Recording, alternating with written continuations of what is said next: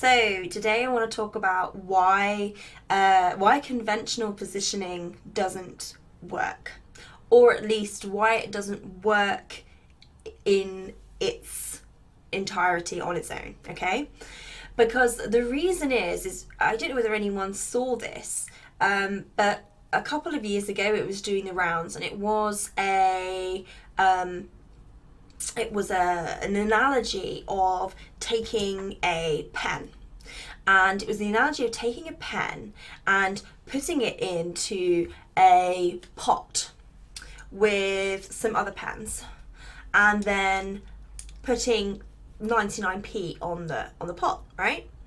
And so that was demonstrating the positioning of where you've chosen to place yourself. Okay, so then they take the pen and they place it inside of a lovely velvet case, and then they put it behind a glass cabinet presented in this beautiful case, and they put, say, £20 next to it. Okay, and that is a demonstration of where you choose to put yourself and where you choose to place yourself, and how when you position yourself well and how when you package yourself up correctly, you can charge more because of where you choose to position yourself. Okay, so that was a demonstration that was given, and I think it's really interesting, and I really like the analogy.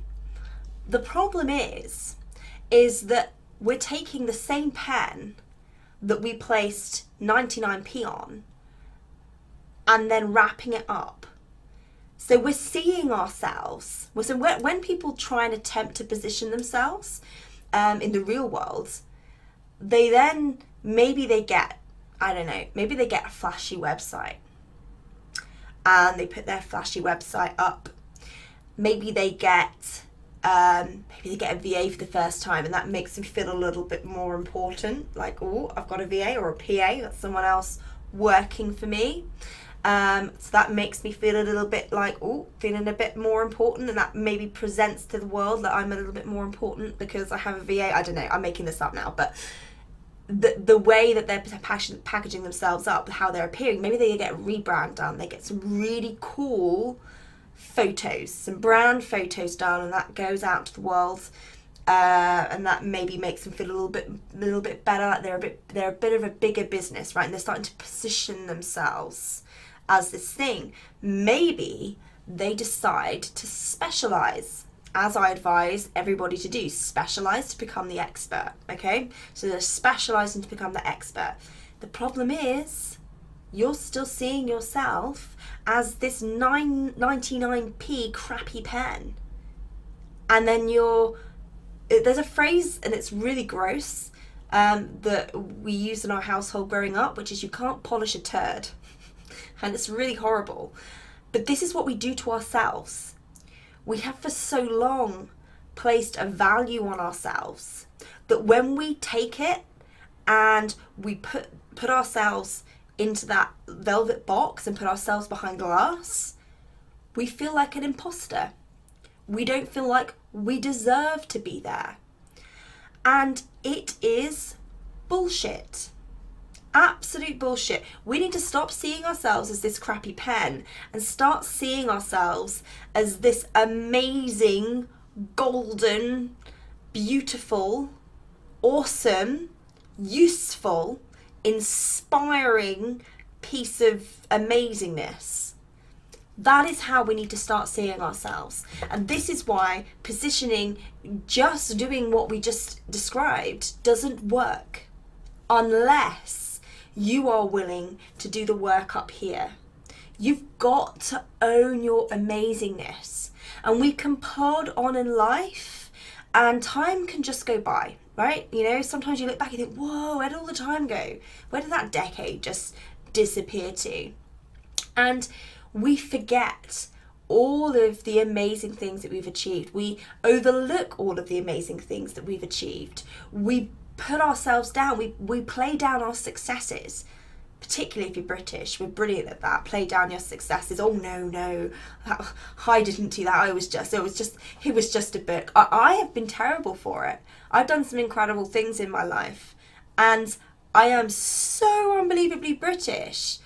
I've put them down, and I've had to really, really work that mindset to start blowing my own trumpet, and not in an arrogant way, but in a, yeah, that's pretty damn awesome. Who else has written a book? You know, not that many people really. Like, you hear it all the time and everyone goes, oh, everyone's writing a book these days. Well, actually, no, not everyone is writing a book. And actually, it's a lifelong dream for some people to do it. And I've done it. Like, yeah, I want to go back and do some revisions on it. It's not perfect by any means. But let's stop putting ourselves down and let's start noticing all of the awesome things that we hold inside ourselves. But you won't notice them unless you physically find them, because we can pretend. We can pretend to be that amazing person, but we will always feel like an imposter if we don't start to own our shit. We've got to own the greatness that we hold within. So, challenge for today, if you're feeling like that, if you're feeling like that person, I need you to do, and I never say this because I'm not a big journaler, but let's not even call it journaling, right? Let's write some lists. I love a list, right? If you're a list lover, I want you to write a list of all of the things that you are great at. Now, this doesn't necessarily have to be qualifications. If you've got qualifications, they go down, right? What experiences have you been through that helps you help your client, right? I want you to talk about those learnings, the lessons from either positive experiences and, you know, as we all know, negative experiences. What negative experiences have you had where you've had a lesson, where you've learned something that you can share with others? What about all of the qualities and attributes that you hold, that you know you can help to gift somebody else? You can help somebody else through those qualities and attributes. What skills do you have? What experience do you have in perhaps your career? I was a classic case of this. When I became an entrepreneur, well, I say when I became an entrepreneur, I was an entrepreneur since I was 19, but when I became a full-time entrepreneur, I was so out of the gate. I was like, I'm gone. I'm never ever working for somebody else again. When I finally handed my notice in, that was kind of it. I knew that was it forever. That I would now be a full-time business person was just absolutely incredible. I was gonna be a full-time entrepreneur. This is amazing. But what happened is I wrote off years and years of experience, skills, learnings, lessons from my career because I felt like they didn't count. It's a total load of crap. Everything that you've done up until this point in your journey counts. It counts. And I need you to start noticing all of those things. So I want you to write all of those things down, okay? Another thing you're going to do is you're going to think about somebody else who you admire, who you go, she is or he is absolutely badass. It always sounds so rubbish as a with an English accent saying badass, you just sound so idiotic. But there we go. If you think that person is really cool, you admire them, hip, whatever words you want to put in there, right? Whoever it is that you absolutely admire and go, they are shit hot. I want to be like that person. They're the one that I aspire to be like. I want you to have them in your head, and I want you to write down all of their amazing qualities. You're like, oh, I wish I could just be like that. I wish I could act like that. I wish I could behave like that. I wish I could have that. All of those things that you aspire to have. And then once you've got those written down, I want you to write down how you have demonstrated each of those things in your life. It doesn't matter how tiny they are, right? It doesn't have to be at the scale in which they demonstrate it.